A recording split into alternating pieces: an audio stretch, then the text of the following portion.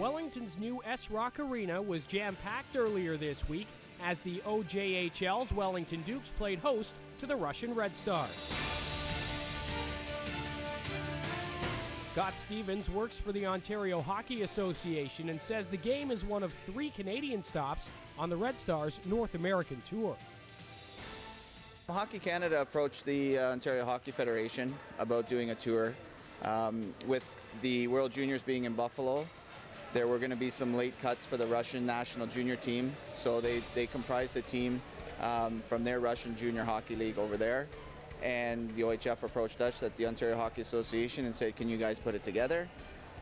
We sent it out to the membership, and 3 centers responded back and said they'd love to have it. And here we are today. So we played, for our first game was January 1st in Niagara Falls, second game was last night in Stratford, and third game tonight in Wellington. Duke's general manager and head coach Marty Abrams says the decision to play the Russians was a no-brainer. You know, when we sat down and we discussed the opportunity that was before us to play a team from Russia, I think the underlying factor was, you know, for most hockey players, especially Canadian players, you know, they grew up wanting to play for the Stanley Cup and wanting to play the Russians, and it was really difficult for us to deny our players that opportunity. You know, regardless of what happens out on the ice, this is something they'll never forget. The Red Stars are from the Russian Youth Hockey League, which is in just its 2nd year of existence. It consists of 29 teams stretched across Russia, Latvia, and Belarus, and is affiliated with the Professional Continental Hockey League. Dmitry Efimov is the managing director of the YHL and says the tour has been a great chance to learn about the North American game.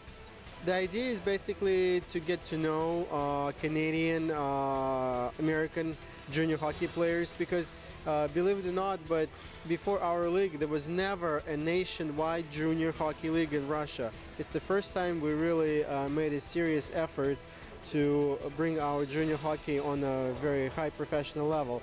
And obviously Canada is the place where it's done the best in the world.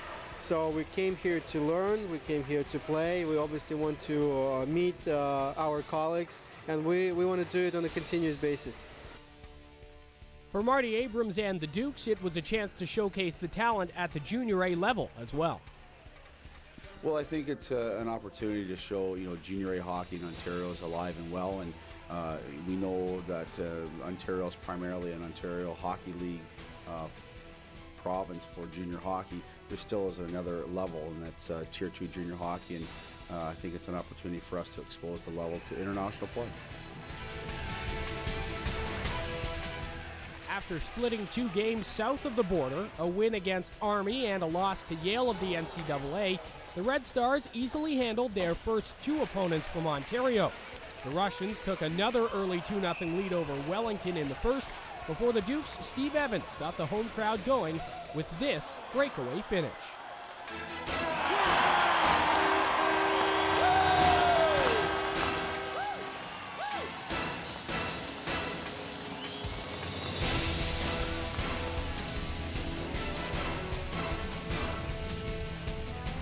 But in the end, the Red Stars would prove too strong for the Dukes, skating to a 5-2 win and a 4-1 record on their North American tour.